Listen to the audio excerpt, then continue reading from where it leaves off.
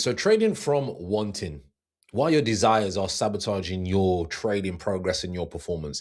That's what I want to jump into today. It's one of our deeper ones, the ones that you really, really get that value from, that are really going to push you to that next level of trading. So buckle up. We'll probably run about 20, 25 minutes, maybe even 30 minutes if you are lucky. And we're going to break down why you trading from a position of want is actually sabotaging your performance. So let's jump over. So what we're going to jump over today is this, okay? The overview, the key insights that I want to cover today are going to be wanting to create attachment to uncontrollable outcomes.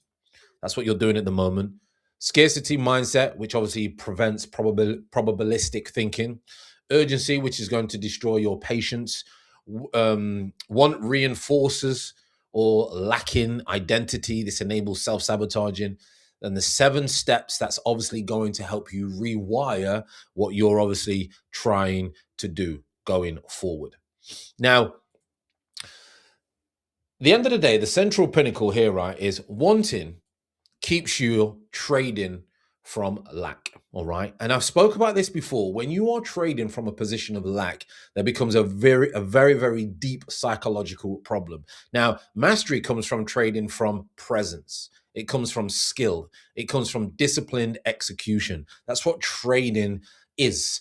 And when I see people say that they've been trading for 2 minutes and they want to jump into a prop firm and they're going on full tilt, and over the last year or so, we have seen loads of people come from Forex into the futures and they bring in the same type of gambling mindset. You really need to be sticking around and watching these types of videos, all right? So when you make this shift, the outcomes that you previously wanted become like byproducts of the process, okay? You've learned to respect and trust what you're actually doing. So all these things that you want will only be a byproduct if you follow the process. Now, this is deeper, okay? And trading is on a deeper level. And this is where the paradox of what you want in trading becomes a serious problem. And I want you to just understand what I mean by this, because some of you will be looking at this and saying, well, I want to be a successful trader or I want to make more money. So how am I supposed to get there if I don't want this or I don't make myself want this?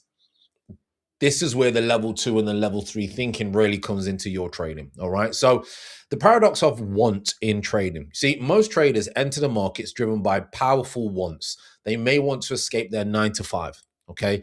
Financial freedom, proving something to themselves or others. This is a very deep thing. I'm going to make another video on that sense, but I'm not going to cover that in this video right now. These desires, they feel like fuel, you know, the hustle mindset, the hustle culture of make motivation and all these things. This is where this nonsense comes from, okay? These desires feel like fuel, but in trading, they function like poison in a psychological tank. All right. So I can tell you now, I've been trading for a very long time, full time 5 years, in the game for 9 years, trading for over 3 years. And after 3 years of coaching traders through their development, a pattern has emerged. A pattern has emerged, right? With remarkable consistency. I see this a lot from many traders that I work with. Okay. The stronger the want, the worse they perform. The stronger the want, the worse they perform. Now, the trader is desperate to maybe quit their job within 6 months. I've had many people come to me and they want to quit their job within 6 months. Okay. Now, they actually trade worse a lot of the time. And the reason they trade worse is, you know, and I'll go into that later on. I won't go too far too quick. But the one who needs the month's rent, they want to pay bills, they want to go on a holiday, they want to push to get a car, they want to push these things, they give it all back to the market. They give it all back to the market, all right? This is not a coincidence. This is mechanical. This is how the human mind and we work as humans. And until you start to break down who you are as a human and why you do the things, and by the way, this all goes to the relationship with our mothers or our fathers and childhood, all your problems come back from those types of times in your life. Again, for another video, okay? This is mechanical. So let's jump in to what I mean. Part 1, why wanting destroys your trading performance, all right? Now, it starts with the attachment to the outcome. I'm into stoic stuff, stoicism and stoicism, as some people would say, and I've been doing that for a long time now. And a main part of being in the stoic philosophy front kind of thing is detachment. And detachment is really, really going to help you with trading. Now, when you trade from a position of wanting, you've attached your psychological state to something. So you've attached yourself to something, and that will always be in the background. Something that you cannot control the outcome. You cannot control the outcome in trading, right? And definitely individual trades. Long term, you can't. The market doesn't care about your rent. It doesn't care about your boss. It does not care about your dreams. It moves accordingly to its own logic. Participants each and every day, each second, each millisecond in the market. All right. So, this attachment that you have creates a feedback loop dysfunction. And again, I've got another video in relation to feedback loop theory. I've just gave you 3 videos just by speaking about here. Go and check them out. You enter a trade carrying the weight of your wants. The position moves against you slightly. What happens? Your mind immediately calculates the distance between the current P&L and your goal. That's the first issue. This then is a gap, and it triggers anxiety, it triggers impulsive decisions, and you exit the trade too early. You may be in profit, but you exit too early, all right? Because your fear of losing that money, which is putting you closer to you want, makes you take the profit too early. Or you hold trades for too long because they're in the red. You don't want to lose because that puts you further away. So the trader is operating from what, and you're the trader, what from a want cannot execute their system clearly because you're not trading price action. Price action is king, by the way, people. Price action is king. You are trading your emotions in relationship to their goal, to the goals that you want. That's what you're trading. You are trading the emotions in relation to the goals that you want. You're not trading the system. You're not looking at the charts. You're not trading price action. You know, you're feeding your mind with all this nonsense that you see everywhere, and you're not understanding what trading actually is. There is a reason. There is a reason so many people fail. There is a reason prop firms make 25 million a month. Some of them. There is a reason for this because people are not doing this work. So let's then deep dive even more so into, say, the scarcity mindset. All right, scarcity mindset, scarcity mindset, wherever you are around the world, your pronunciation. So wanting something you don't have places you in a psychological position of scarcity.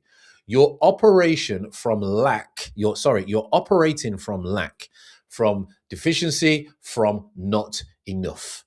When you operate from that, you can see already that you start to think in a very, very different way. This scarcity mindset fundamentally alters your relationship with risk. Every loss feels catastrophic because it moves you further away from your want. You begin seeing the market as something that's withholding you from what you need. So you maybe start to resent that market. Risk management becomes negotiable. If you work with me, you know we live a life of non-negotiables. So the minute I see negotiable in here, it becomes a problem for me. When you're behind on your goals, you can't negotiate, all right? You develop a adversarial relationship. I'm English and I still can't read it sometimes. Relationship with volatility instead of seeing it as a neutral. Okay. The trader, which is you in scarcity, cannot think probabilistically, right? They need this trade to work, which blinds them to the reality that this trade is just one iteration in a system that works over 100 times of execution, right? You must understand that it is a constant compound effect, all right?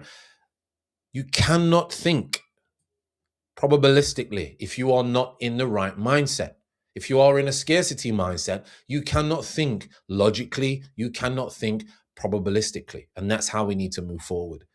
This then leads us to, my friends, the time compression error. Now, a lot of you watching this are thinking, wow, this trading sounds complicated. Well, I'll tell you what's even worse. You keep blowing your accounts. You keep wasting your personal. You keep chasing stupid things where you can make 1,000 in a day by risking 100. And this kind of nonsense. This is what you need to understand. Now, this is not coming from me. I'm not the genius or anything like that. This is coming from studies. This is coming from hedge funds. This is coming from Wall Street. This is coming from the best trading psychologists in the world, like Denise Skull and these types of people. This is insane value that you should be taking in as you're reading this. And if you're not taking notes, rewatch and go and take notes. So what is the time compression error? You see, want creates urgency. You want something. So you're creating urgency, all right? Urgency compresses your timeline, brings things very, very close to you in a very short period of time. Compressed timelines destroy trading discipline. So why is that? So you, the trader who wants to quit your job in the first 6 months, isn't just setting a goal. They're putting a deadline on a process that has no obligation to your schedule. This creates overtrading, which you then speed up your results. That's what you think. You think if I trade more, then I'm going to get closer to my goal. Taking lower quality setups because you need opportunities. You increase size prematurely to reach targets faster, all right? And you abandon proven strategies that feel too slow. I was on a call the other day of a great gentleman in Houston, and he was saying, everybody I come across wants to try and pass prop firms or get trading in 2 days or 3 days or a week or 2 weeks. And he said, Fran, you've told people to be looking for 1, 2, 3 months when they start trading, or even if they have a strategy, to a month at least. And people say, well, I can't do that in a month. I can't wait a month to get funded. I can't wait 5 months to become profitable. And they keep going around in the same cycle. And they'll waste 1 year, 2 years, 10 grand, 15 grand, not understanding that slow is fast. Now, the market rewards patience and punishes urgency. Very, very simple. Want is a fundamental urgent. That's what it is. Fundamentally, it is a urgent when you want something. That's why it prays. That's why it adds. That's why the thing preys on you wanting something. So you don't have time to think and you make irrational, impulsive decisions. All right. You must come across that the market rewards patience. The impatient pay the patient.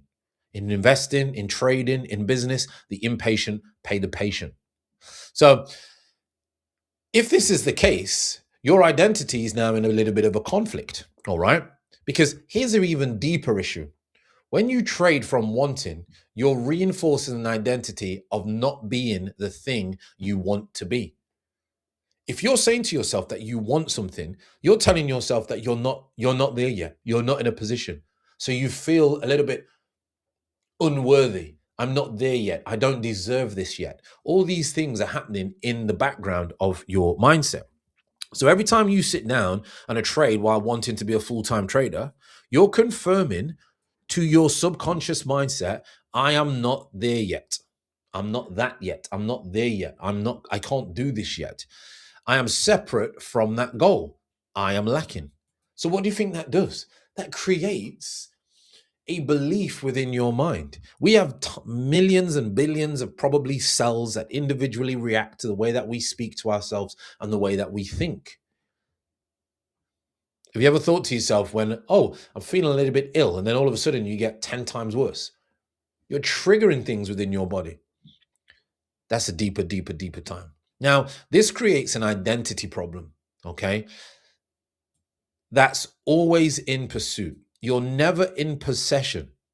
So if you're always wanting, your identity is telling you that you're always pursuing your things. You're always pushing for things, but you never actually have or achieve anything or have those possessions. That's a problem. And your psychology will sabotage you along the way. And this is now that's going to conflict your identity. If your identity is someone trying to become a trader, you, in the back of your mind, unconsciously preserve that identity by remaining in the trying phase. If you're a trier, and everybody loves a trier, and you just keep trying, but you never complete anything and you keep failing, guess what's going to happen? You're going to condition yourself to believe that you're always the trier, and you never actually get to where you need to get through. Now, this is a psychological thing that many, many people have to go through, and it's a self-awareness space that you need to go and take yourself in and have a think to yourself, where are you? How do you think about yourself? And again, remember, touch on things of how you was in your relationships in your very, very young years, your infant years. All right. Now, let's just pause right there. To help you along the way of this, I've created a new free 30-day journal and review challenge. Breaks down everything that you need to do for 30 days. Okay. It's free. It's a PDF in the link. Go and check it out. It's in capitals. It's free resource for you to go and take. You can download it. It's a PDF. Go and check it out in the description. Because if you don't journal, you might as well stop watching this video now and go and watch all the other, I won't say the wrong word, uneducated entertainment. Okay. And it's not going to get you nowhere. So there is a free link in the description. Go and download it. It is a game changer for you. Let's jump back into it. So part 2, these are the 7 steps, right? That I'm going to help you get where you need to get to. So just think about what I've just covered in the first part of this video about trying to be a trader from a position of want, which is a position of lack, which is a position of desperation. Think about where you are at, okay? And what you are doing and why you are doing these things. All right. Very, very important. So if this is you, which this is going to be many, many traders, because nearly all of you want something out of trading. All right. These are the steps that we're going to take. So first, we're going to separate trading from life outcomes. Because if you separate trading from life outcomes, it's really, really going to help. So your first psychological task is to completely decouple yourself from your trading performance from your life goals. All right. They must be separate. So first of all, write 2 separate documents. Document 1 is going to contain your life goals. I want to quit my job. I want to buy a house for 2 million. I have a 20 list life goals there. I want to travel Southeast Asia. These are just some of the things that are coming from mine. There's many others.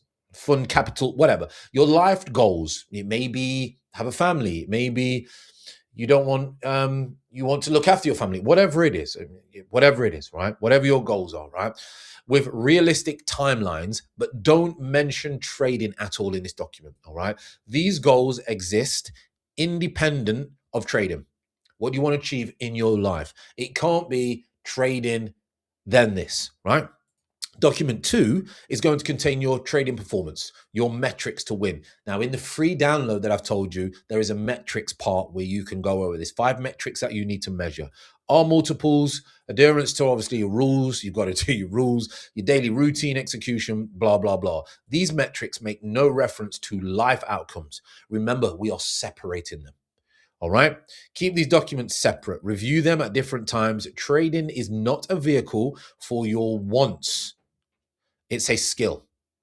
It's a skill that you are developing that may, as a byproduct, enable you certain life choices eventually. So one will go into other, but we must separate them at the beginning. That's the first thing you need to do. Take 10 minutes, pause this video, and go and write down those 2 things on a journal or a Google Doc, whatever you need to do. Step 2, we're going to adopt a process identity over an outcome identity. Process identity over an outcome identity. Outcome identities are very, very easy. They're a lot of talk, they're a lot of this, and they're no action. Process identity is action. So let's stop identifying as someone who wants to be a full-time trader. I want to be a full-time trader. And start identifying yourself as someone who executes their trading system. Okay, I call it the Trader OS. My system is, let's move that back a little bit. My system is a precision system. Okay, look out for more stuff in the new Trader OS stuff that we're bringing out in the future. You are someone who executes a trading system. Now, I've been going 20 minutes already. This is crazy. The shift is subtle but powerful, because if you start to change the way your identity, then wow, you're going to be going a long way. I want to make enough to quit my job. No. That's the old identity. The new identity is going to be, I'm a trader who follows my rules regardless of the outcome. All right. So before the market opens, write 1 sentence that reinforces your process identity over your outcome identity. I'm a trader who waits for A+ setups. I'm a trader who cuts losses without hesitation. I'm a trader who trades my system, not my emotions. Emotions are for rookies these days. This is what we need to get a hold of. Okay. We want to be a beast. We want to be non-negotiable. We want to be bulletproof. All right. So read this before you place your trade. Your identity is not your P&L. It is your execution quality.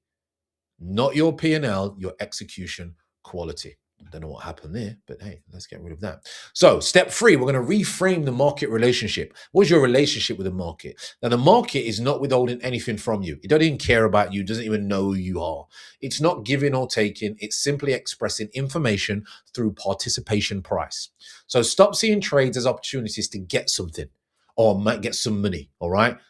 Progress towards my goals, validation. No. Start seeing them as opportunities to express something. This is an opportunity for me to show my skill. This is an opportunity to show my discipline, to show my system. That's how I'm going to look at the market. So when you enter a trade, you're not reaching out to grab profit from the market. You're demonstrating your ability to recognize patterns and manage risk. I should put that in red in the biggest I could ever make. Manage risk. The profit is a measurement of your skill, not the purpose of it. I mean, come on. That there, my friends, green. The profit is a measurement of your skill, not the purpose of it. Let's jump into step 4, all right? Create satisfaction in the present state. Wow, this is deep. This is the most counterintuitive step you're ever probably going to come across. You must find a way to be genuinely satisfied with your current situation while simultaneously working to change it. So I always say, if someone wants to quit their job, you must enjoy the job and see the job as huge gratitude that it's allowing you to keep your head above water and pay your bills while you learn a life-changing skill. That's the gratitude, all right? So remember, we need to look at it as gratitude. The psychological key is accepting that you are exactly where you're supposed to be right now in your development. Your current job, your current account size, your current skill levels, these aren't obstacles to overcome through force. They're the precise circumstances you need to develop your psychology required to the next level. You are where you are right at this moment, traders, because that's where you need to be to get to the next level. And when you get to the next level, you are going to have to go through stages and be there on a psychological level to go to the next level. All right. After each trading session, regardless of the P&L, write down 3 specific things that you executed well, not outcomes. What did you do well? I waited 45 minutes for a setup. I took a stop loss without hesitation. I closed my platform after my loss. These things, I found my execution satisfying. I was grateful. This is the only satisfaction available to you in that isn't dependent on the market conditions. All right. Very, very important. Now, step 5, extend your timeline to infinity. Here's a psychological unlock. What if you had infinite time to develop as a trader and not 6 months and not 3 weeks and not trying to force things and think this is going to be the life-changing event you're going to master in a month? If you knew with certainty that you'd eventually become a consistent trader, all right, but you had no idea if it would take 2 years or 10 years, how would you trade differently? But I could tell you that you're going to make 100 grand, 200 grand, maybe even $1 million a year with copy trading. If I told you that was going to happen, you would wait 10 years, 12 years, 15 years maybe. I know I would when I started my journey. I'm 9 years in. And, it's taken me a long time. So how would you think about that? You see, you'd probably stop forcing low quality setups. Stop oversizing positions. Stop chasing your P&L. Stop checking it obsessively. Start focusing purely on the skill development and start enjoying the process of your improvement. Like an instrument, like a new language, like even relationship, whatever it is, the one you're in now, a new one, whatever, okay? You need to look at it as time. It's no rush. There is no rush, all right? So think about that. Get rid of this timeline that you have, all right? You're not trying to become a profitable trader by a certain date, all right? You're a trader who wants to trade by trade development, all right? And you'll stay in development for as long as it takes for you to build the skill. The timeline is irrelevant. The direction is everything. There's some people out there that have been trading 20 years, my friends, and they're still not learning because they keep doing the same thing, and they're not understanding what they're supposed to be doing and how to learn. Step 6, and when they learn, my friends, make sure you're tuned in and make sure that you've got this. And by the way, if you need any help with this, there is another link below. You can get involved with me. I'll show you exactly how you need to trade. I'll guide you along the way over 12 weeks. Link below. Let's get to the next level. So step 6, trade the account you have, not the one you want. This is very, very important, especially for prop firms. You see, a lot of the time we'll trade an account that we're trading like a 100K cash account, and we've only got 2K drawdown, you see? Now, want makes you treat your current size account with contempt, all right? If you only had 100K instead of 10K, you could make real money. This is a psychological poison. Oh, well, if I had more money, I'd make more money. No, because if you can't make no money with one account, you're not going to make no money with any other account. If you can't make money with $100, you're not going to make no money with 100,000, all right? Your current account is your training ground. It's perfectly sized for your current skill level. Wanting a bigger account is wanting to skip development your current account is providing. This is when I say to people, they try and go and get 20 accounts on Apex, and they never even passed one. Ever. It's insane. So speak to yourself about your account size with respect. This account is teaching me my position sizing with discipline. This account is showing me my actual edge without a catastrophic risk. This account is exactly what I need right now. Stop comparing yourself to every other person who's showing P&Ls. I don't show P&L. I don't show nothing. I don't flex. I have none of that stuff. I don't want to work with people who are obsessed with other people's P&L. Why would I want to do that? And you shouldn't want to be obsessed with other people's P&L as well. You should concentrate on your own P&L of where you need to get to, all right? It's insane, all right? So the trader who cannot respect small accounts will not suddenly start to respect large accounts. They'll simply blow more accounts with more zeros, all right? So this is my final step. Measure your control. See, one, fixate on outcome metrics, profit targets, withdrawal goals, account growth size, how many accounts I have, I made this, I made that. And these measurements, they just keep you focused on what you cannot control. And hence, when someone says, how much do you make? Or let me see your P&L, they're concentrating on things that they cannot control. You see, this shift to controllable metrics where you stick by your rules percentage. Did you follow your system? You have quality setup with patience. Did you wait for your A+ or your B setups? You have strict emotional management. Did you trade your state or did you trade your plan?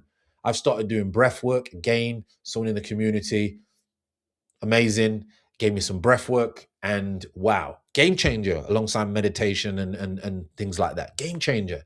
And you all know I work out all the time and things like that. But again, this is really helps emotional management. Session prep. Some people jump in the charts, don't even know what happened the day before or the session before, and have no prep and just chase candles. Did you review your system before trading? Is it a day for your system to work?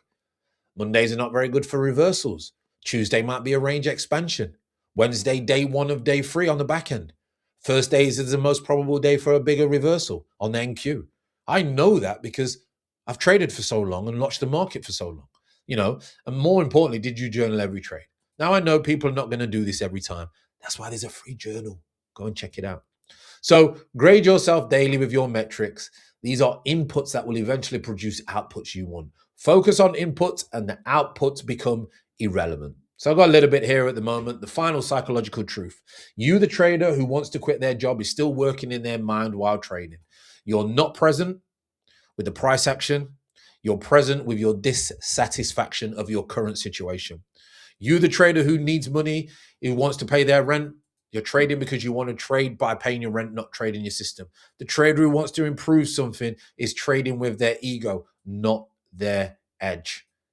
Forget proving something. Who cares what people think? Who cares? Just do what you need to do, okay? Want is always about future or past, never about trading now. Big statement right there. When you rewire your wanting to executing,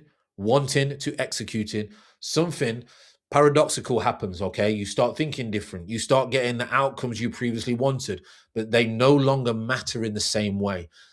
You don't care about money when you start getting profitable. You don't care about cars and you don't care about this. You don't care about that when you start getting profitable. You've just built a skill that you can use for the rest of your life, okay? You'll start being satisfied with the quality of the process. You've learned a skill, okay? And the results they just become, okay? Incidental, this is the way that it is. So this is when you've made the shift. You no longer want trading from a want, you're trading from presence, skill, and discipline. And that's when the market starts responding differently to you, my friends.